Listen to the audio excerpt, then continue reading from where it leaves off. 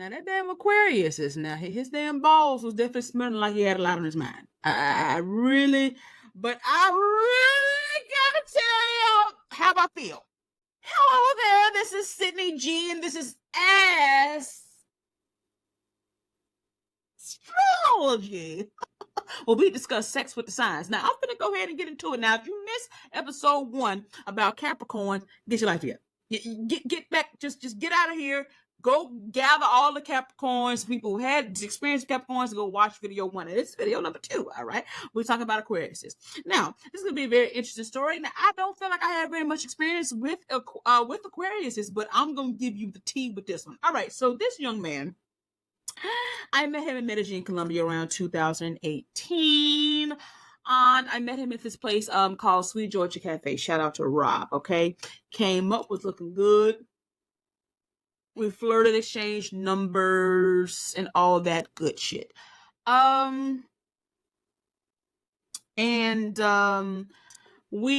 had a chemistry, a connection.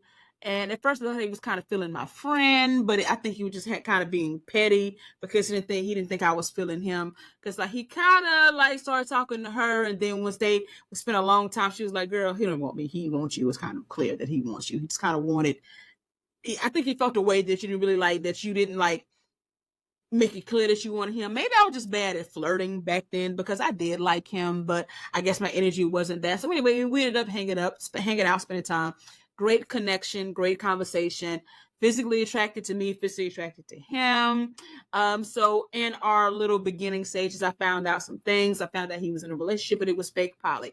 Fake poly is he's all the way poly with the Sharon, don't care about her having other people, but she all tight and shit, got all these rules. So when I first went, I'm thinking, okay, everything cool, until it came to me. So as we kind of spent more time together, it became clear that she was cool with the poly shit as long as it went with me. And I was like, oh, what the fuck? Now this is during the time I was kind of in denial about how fine I was, how dynamic I was, and how kind of intimidating I was. I never saw myself as some kind of intimidating bitch that bitches would be like, oh, I don't want my man around her. Because especially since I know me, I'm very respectful. I'm like, hey, look, let's clear everything up with the girl before we do this. I always include and consider her emotions before I fuck with the dude. And I was just coming off of a situation where I was being open and poly and letting a woman into my relationship, and she ran off with my nigga. So therefore I was very sensitive to that in all aspects. So I wasn't trying to take that nigga, but she said that she didn't want us having sex, but she knew that he was having sex with a bunch of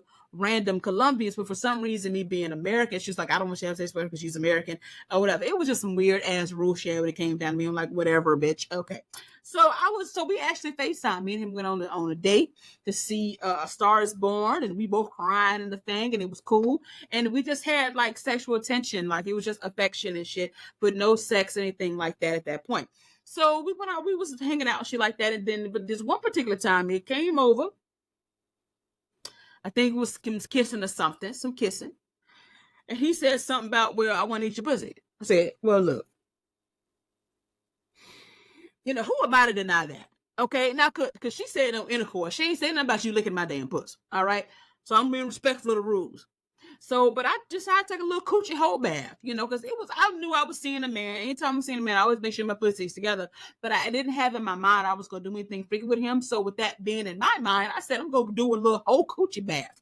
So in other words, when they just rewash my pussy, I said, hold on. If it's a faucet, some soap nearby, normalize getting up and just making sure your ass and pussy is just all the way together before you fuck with a dude. I don't know why y'all act like y'all pussy don't have a little hand to it every now and then. It does. You've been out riding on the scooter, spanking, doing all this. Sometimes you can have a little undetected funk that you don't know because your nose is not in it. So it just don't hurt to give it an extra wash when your soap and water is there. That's what I did. You don't want no any kind of funk. Sometimes you think you didn't wipe it good and you smell a little pissy. You don't know. Shit happens, right? Okay, it's a lot of moving parts down there. You want to be sure it's right, especially if somebody want to eat your pussy. Now, speaking of my pussy, my damn hopes was very low. I didn't think he was going to be able to make me come. I didn't think I was going to be able to feel it. And the reason being, it had nothing to do with this young man. It had everything to do with my porn, jack off, whack off, clit destruction habits that I had been engaging in around the time he came around. Sometimes I just go through fits of just porn and masturbation and blowing and watching all kind of Becky Buck Wild and Kelly Wells and all kind of assholes this big and little daddy daughter porn, but she looking all stupid and getting ran through by stepdad. All that shit I like. I had been overdosing on that, which caused me to blow my damn clit out. My clit didn't want nothing to do with me. It was hiding from me. It was sick of me. As a matter of fact, I didn't think I had a damn clit anymore. I really thought my damn clit was, it really could have been under the bed, under the pillow. I really could have just walked and stepped on something crunchy, and it could have easily been my damn clit from being burnt off at the root and exploded off, and I just couldn't even find it. So I didn't even think I had a clit. I didn't. I wasn't even expecting anything. So I'm like, okay, he can eat my pussy, but I'm not gonna be able to feel that shit. So whatever. So orgasm was like number 97 on my list because I think I was gonna be able to feel it. So after I've refreshing my damn puss, which some of y'all probably need to do right now, okay, I laid down on my back and woo, that damn Aquarius blew my damn eyebrows off with that damn dome. I was like, oh my God. And I wasn't even sexually lying. See, this is the thing. I was telling the truth this time. If you've been around me and watching my videos, you know I'm a sexual liar. And that's what happened in the last video with the Capricorn over there sexually lying. And it's just not even cool what I was doing. I was just working on it. And the first time that I had actually come from getting my pussy ate, I'm gonna talk about that in this series, but that was like a couple of years before. But woo, that damn mouth was together. Oh, that mouth was right. Oh, I'm just having flashbacks. That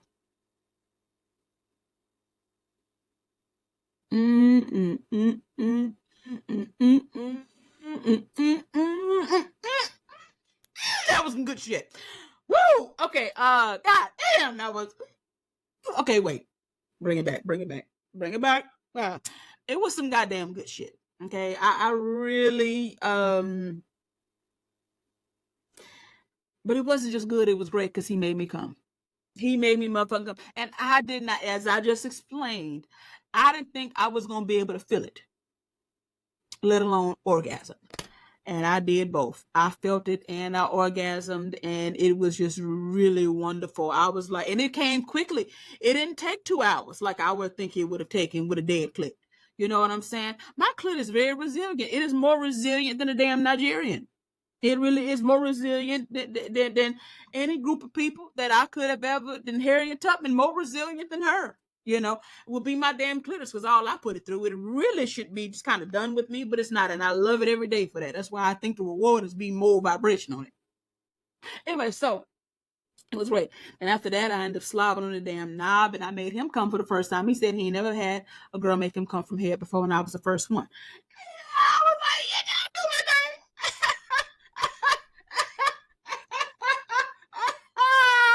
I do my thing. I do what I can. I do. So, yeah. So that was cool. Come to find out the nigga actually recorded that shit. How the fuck you record it? That's what I get for like not having confidence in my dick sucking face. I think because I kind of think you'd be kind of ugly. So look, mouth moved out, not looking good. I just don't think I'm looking good. So I was looking down. So that's why I was able to record it. Whatever, I didn't really care. Anyway, so that was cool. We ended up going out on the day after that, and we really wanted to fuck. I wanted to fuck him. Like, do you know the type of resistance or fucking willpower it takes not to fuck after you just had an orgasm from sex? Orgasm. And based on our chemistry and our level of affection and how we had so much in common, but I was trying to be respectful of the hump wide back bitch that he was with. Now I'm talking about it like a dog because I can, because the bitch was a fucking hater. You know what I'm saying? It's like, don't fucking act like that. And I ended up finding out as the story develops, you'll see more so of why I'm talking about her bad. But I just feel like her damn back was the back was wide and the hips were narrow. The back shouldn't be the circumference of a whiteboard with the, kind of built a little bit like like this. If you look at the painting, see how it's wide. This is the back, and this would be the hip and ass, kind of like that. That was kind of how she was built. And again, I wouldn't discover until a couple of years later that I am dynamic. I am my personality, my face, my body. The fact that I did orgies, I'm sure she thought I was some kind of sex goddess, or maybe she just thought I had to clap. But I really do think that it was just more of the sex goddess thing, and she could feel that. You know what I'm saying? Anyway, so the moral of the story is I didn't really know, wasn't really aware of like how that girl that I was. So I'm over here naively, why is she intimidated? Well, because her back is wide and she's stiff and she just ain't, she just kind of seemed kind of basic and dull. And I saw a sex tape with him and she wasn't really looking good from the back. He was sitting from the back, and she just didn't have no arch. She just wasn't really looking good. She was a bit batchy. Batchy is that awkward phase and area where it's a middle ground. Like it's between thick and fat. So you're there. So she was she was just batchy. And and I just don't like the bitch. Fuck that though. So anyway, but at the time I was being respectful. Big fucked up body and all. So yeah. And if you built like that, I don't mean that towards you. It's just if I don't like you, I'm going to bring up you being built bad. But if I like you, I don't even see that shit. Maybe I do. I just don't say it. Anyway, so yeah, so we did that. It was cool. Went out on a date. All that's cool. So the next time we ended up seeing each other was in Atlanta. Okay, so it's a couple of years later, maybe a year later, I don't know. And he had just invested a lot of money into some kind of an event. He said like 150,000 on this big event. I forget what it was. It was just this big event or big investment thing that he did. And he ended up losing a lot of money. And he was just distraught. And I was, and so I came to meet him at something called Hooters. And I remember flashing him at Hooters. I think he said he wanted to see my titties, and I just said, here you go. I flashed him in public. That's the type of shit I do. Didn't matter to me. It was cool. And and we ended up in his truck. I ended up sucking on some dick again. Now this time I sucked on the damn dick, because he had a hard time. If you had a hard time, I don't see why I would suck on your dick. But the problem with it was his damn balls was definitely ripe, and they smelled like he had a lot on his mind. And they wasn't really together. Now the shaft was all right, but I think as I got towards the ball area, my eyebrows started to curl. I started to water. And I just kept sucking. Number one, it's awkward for me to tell people they stink. And number two, if I had just lost 150,000, I'm sure my balls would be stinking too. I'm sure I would be musty, ripe, dingleberry, and I would be pissy. I'm sure my aromas would be the last thing on my mind if I just lost a big investment. On with that. I think maybe I could have helped him feel better. All right. So then we ended up kissing and realized he hadn't brushed his teeth. I said, you know what? This ain't really pleasant. But again, if I had just lost that kind of money, I'm sure my breath would be stinking too. I'm sure I have grits and grime and butter on my teeth too. I'm sure there'd be some motor oil on my slum. Slum is just simply a mixture of grits, motor oil, butter, syrup, and and a little bit of burnt quinoa. All of that stuff would be in my mouth if I had been going through that. Mashed potatoes, all of that would be kind of going on in my mouth if I had gone through that. You know what I'm saying? So I just really feel like I couldn't be mad at that. I'm there to support. So I just sucked his dick. He ended up telling me he loved me, great chemistry, great kissing. I forgot to tell y'all, after the dick sucking in Medellin, we was in the shower. I sucked his dick some more. It was just something about the hot, the steam, the six-pack abs, Oh, I love kissing. I love kissing. I can kiss all day. Don't kiss on me if you don't want to stop no time soon, because I am not the bitch to be kissing on, because I will kiss you all day. Like, I love it. I love kissing. I love kissing. I love kissing. I love kissing. I love it. And we had his lips would like match the size of my lips, so it was just